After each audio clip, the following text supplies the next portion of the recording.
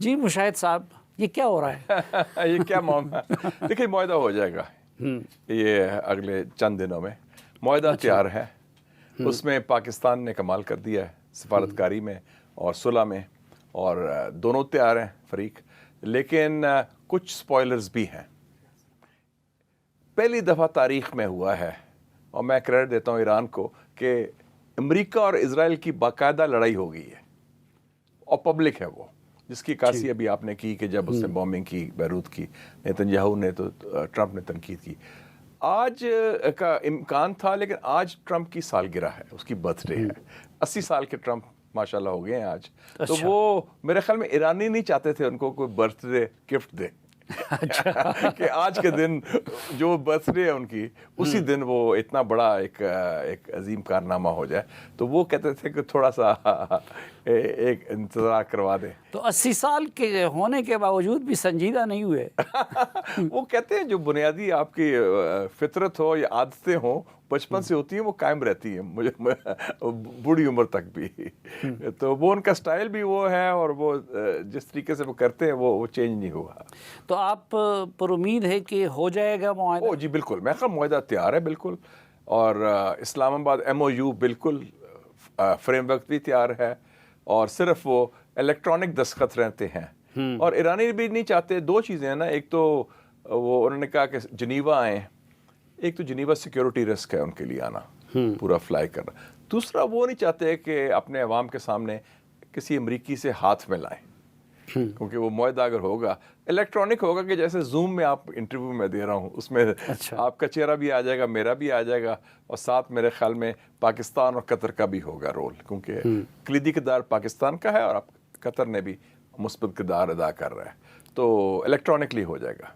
اچھا، یہ ہم نے بھی سنا تھا کہ جی ایرانی جنیوا جانے پہ زیادہ کمفرٹیبل نہیں ہے، لیکن ان کی ترجیح پاکستان ہے، تو پھر پاکستان کیوں نہیں؟ میرے خیال میں انہوں نے اب فیصلہ کیا ہے کہ پبلک، دیکھیں پاکستان بھی 21 گھنٹے وہ تھے، اور کئی گھنٹے وہ ایک ہی کمرے میں تھے، جیسے آپ اور میں اس کمرے اسٹوڈیو میں ہیں، اور کالی باغ کی اور JD وینس کی گفتگو بھی ہوئی، ہاتھ بھی ملایا، غالباً اچھی سنجیدہ گفتگو ہوئی، لیکن انہوں نے فوٹو نہیں لینے دی۔ وہ سمجھتے ہیں کہ اس سے ان کے اپنے جو حلقہ ہے ایران کے اندر، اس میں بھی ہارڈ لائنرز ہیں، تو وہ کہہ رہے ہیں کہ جی آپ بک گئے، آپ ڈر گئے، آپ یرک گئے، تو وہ نہیں چاہتے کہ ایران میں اس قسم کا ایک نیا خلفشار پیدا ہو جائے رولنگ کلاس کے اندر۔ تو اس MOU میں کیا ہے؟ اس MOU میں سب سے بڑی بات تو یہ ہے کہ جنگ بندی قائم رہے گی، کوئی جنگ نہیں، اور یہ بات تو ہم نے پچھلے آپ کے پروگرام میں بھی ڈسکس کی تھی کہ جنگ کا کوئی امکان نہیں، حالانکہ باتیں بڑی ہو رہی تھی۔ دونوں جنگ نہیں چاہتے، دونوں جنگ افورڈ بھی نہیں کر سکتے، نہ امریکہ نہ ایران، دونوں کا نقصان بھی بہت ہوا ہے۔ ایران کا ویسے تباہی ہوئی ہے، امریکہ کا سیاسی اور مالی اور فوجی نقصان بہت ہوا ہے، تو وہ دونوں بڑے واضح ہے کہ ان کو ضرورت ہے امن کی، اور اس میں ایک تو اسٹریٹ آف ہارمز کے کھولنے کی بات ہے۔ ایران اپنا وہ لفٹ کرے گا کنٹرول، اور امریکہ بلاکیڈ ختم کرے گا۔ ٹھیک ہے جی۔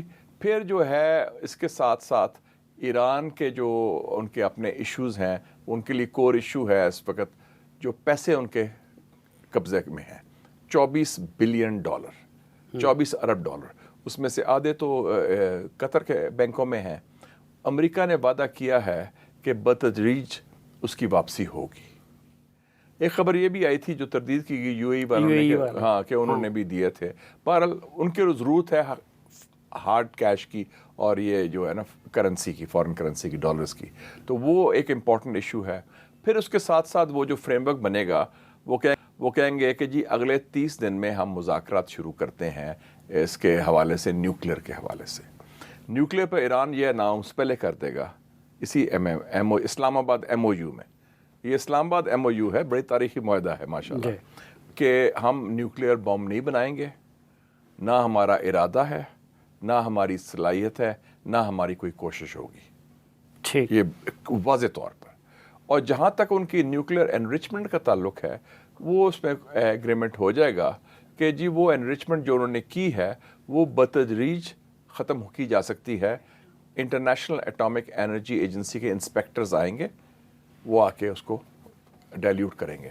ویسے بھی وہ ویپنز گریڈ تو نہیں, اسے نیوکلیر بم نہیں بن سکتا جو ابھی تک ان کے پاس انریچمنٹ کا ہے. اور پھر باقی جو ایشوز ہیں وہ اپنے اس میں بیٹھ کے وہ طے کریں گے, نیگوسیشن ٹیکنیکل ٹیمز کریں گی پھر بیٹھ کے.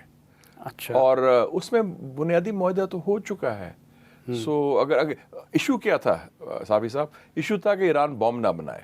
تو ٹرمپ کہہ سکتا ہے کہ جی میں نے واضح کر دیا کہ ایران بالکل کبھی ابھی نیوکلیر پاور نہیں بنے گا, تو یہ میری بڑی فتح ہوگی.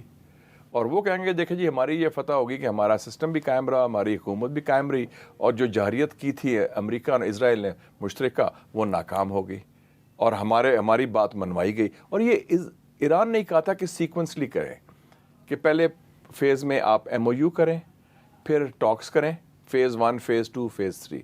تو امریکہ نے وہ بات مان لی. پہلے امریکہ کہتا تھا ان ون گو سب کچھ کریں, سارا سیٹلمنٹ ہو, نیوکلیر بھی. لیکن نیوکلیر ہم کر لیں گے. تو وہ ایران کا بھی ایک تہذیب بھی ہے. یہ ایرانی کیوں اتنا معاملے کو طول دیتے ہیں اور بڑے استقامت سے سب کچھ کرتے رہتے ہیں؟ وہ ایرانی کلچر کا بھی حصہ ہے. یہ بڑے, آپ نے سنا ہوگا لفظ بازاری, وہ تہران کے بازار کے ہوتے ہیں بازاری. اور آپ تہران گئے ہوں اور ان سے اگر آپ نے کوئی چیز خریدنی ہو تو وہ آپ کے لیے, وہ ایک قالین کے لیے کوئی 3-3, 4-4 گھنٹے رہ جائیں گے. وہ بڑے سخت مذاکرات کرتے ہیں, ایک ایک پوائنٹ پر بڑے کرتے ہیں, وہ چھوڑتے نہیں ہیں.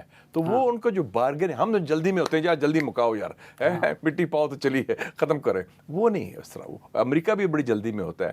تو یہ بڑے آرام سے تحمل کے ساتھ, ان کو پتہ ہے ان کے آبجیکٹیوز کیا ہیں. اور اس میں کچھ یہ بھی ہے اسپیکٹ تھا, کچھ اختلاف رائے بھی تھا. دونوں طرف ہے اختلاف رائے. امریکہ میں بھی ایک لابی ہے, جو جوئش لابی کہہ لیں, زائنسٹ لابی کہہ لیں, اسرائیل کی لابی, وہ نہیں چاہتی یہ ایگریمنٹ ہو. وہ بھی دباؤ ڈال رہی ہے. خیر وہ دباؤ تو اب ختم کر دیا, ٹرمپ نے کہا کہ میں کر لوں گا ایگریمنٹ. ایران میں بھی کچھ لوگ تھے. تو لیکن میں سمجھتا ہوں کہ ایران کے لیے اس سے اچھی ڈیل نہیں مل سکتی. اور جو ان کو مل رہا ہے وہ ان کا سسٹم بھی قائم ہے, ان کی فوجی صلاحیت بھی قائم ہے, ان کا اثر رسوخ بلکہ بڑھ گیا ہے آگے سے.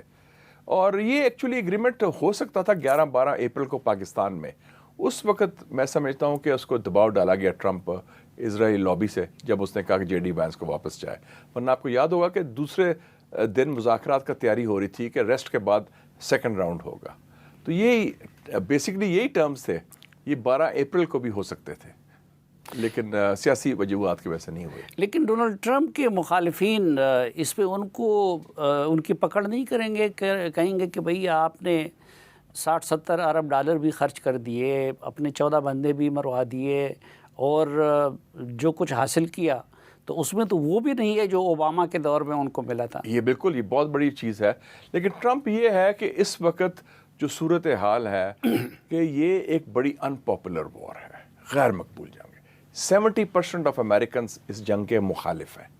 پہلی دفعہ امریکی تاریخ میں ہوا ہے کہ وہ شروع سے ہی جنگ کے مخالف رہے اور اپنی اسٹیبلشمنٹ, اپنی حکومت کے خلاف رہے.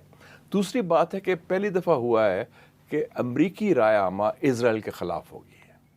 جو پچھلا آیا اپینین سروے 67% غالباً آلموسٹ, جیسے 2/3 اکثریت امریکہ کی اسرائیل کی تنقید کر رہی ہے اور فلسطین کے حق میں بات کر رہی ہے. یہ ناممکن میں تھا. تو یہ ایک بہت بڑی تبدیلی آئی ہے رائے عامہ کے. تو ٹرمپ یہ کہہ سکتا ہے کہ لوگوں کی یادداشت بھی کمزور ہوتی ہے کہ جناب وہ بس میں نے کر دیا نیوکلیر بم کا اور فتح ڈکلیئر کر لے گا. لیکن ادھر اسٹیو وٹکاف بھی صہیونی ہے اور اس کا داماد جیرڈ کشنر بھی صہیونی ہے. تو باقی لوگ اگر تنقید کریں بھی تو اس سے کیا ہوتا ہے, وہ تو اسرائیل کے لیے لابنگ کریں گے. وہ تو کریں گے لابنگ. لیکن ٹرمپ بھی دیکھیں ایک سیاستدان ہے, اور اس نے اپنے سروائیول کا کیا ایشو ہے کہ نومبر میں ان کا الیکشن آ رہا ہے, اور وہ الیکشن جیتنا اس کے لیے بہت ضروری ہے. اس کا سیاسی مستقبل منسلک ہے اس الیکشن سے, کیونکہ الیکشن اگر ہار گیا اور ڈیموکریٹس کی اکثریت آ گئی تو وہ تو پھر اس کا معاوضہ کر لیں گے. وہ جو معاوضہ کیا امپیچمنٹ ہو جائے گی, تو اس کو وہ ڈر ہے اس چیز کا. تو اس لیے وہ جنگ پہلے ختم کرنا چاہتا ہے اسی گرمیوں میں, تاکہ 3-4 مہینے کے بعد جو الیکشن آ رہا ہے اس میں اپنی پوزیشن مستحکم کر سکے. اور یہ اس کے لیے بڑا ہے. باقی وہ بات جو اس کے مقاصد تھے, جو ان کے عزائم تھے, وہ تو فیل ہو گئے. رجیم چینج فیل, ایران کی صلاحیت, فوجی صلاحیت کا خاتمہ وہ مکمل فیل ہو گیا, اور گریٹر اسرائیل کا جو پلان تھا نیتن یاہو کا وہ فیل ہو گیا. तीनों चीज़ों तो बहुत और बहुत बुरी तरह मिस कैलकुलेशन की। ये जैसे मोदी ने की थी पाकिस्तान के ख़िलाफ़ कि उनका ख्याल था कि हमारा साइज़ बड़ा है, हमारे पास बड़ी कुव्वत है, नंबर ज़्यादा हैं, तो पाकिस्तान पर हम चढ़ाई करेंगे और हम अपने कामयाब हो जाएंगे। तो ये मिस कैलकुलेशन ऐसी होती तो हर मकसद के उसूल में फ़ेल होने के बाद ट्रंप इस एग्रीमेंट को सेल कर सकेंगे अपने लोगों को? वो कर लेंगे। ट्रंप जो है इज़ अ गुड सेल्समैन। और अमेरिकन जो उसका बेस है ना उसके साथ है। वो क्या कहते, देखें जी मैंने कहा था ईरान कभी न्यूक्लियर बॉम्ब नहीं बनाएगा, देखें मेरी फतह होगी, ईरान ने लिख के दे दिया हम कभी न्यूक्लियर बॉम्ब नहीं बनाएंगे। हालांकि ये पहले भी लिख चुका है 2015 के एग्रीमेंट में। और ईरान ने देखे स्ट्रेट ऑफ हॉर्मस मैंने खोल दिया, हालांकि वो पहले ही खुला था जंग से पहले 28 फरवरी को, तो वो भी क्लेम कर लेगा। तो वो मेरे ख्याल में वो उसकी सलाहियत है कि वो इफेक्टिव सेल्समैन है। और सियासत में सेल्समैन होना बड़ा ज़रूरी होता है कि आप हक़ाइक़ जो भी हों, अगर आपके दलाइल मजबूत हैं और आप तरीके से वो सेल करते हैं। और America is all about PR, public relations.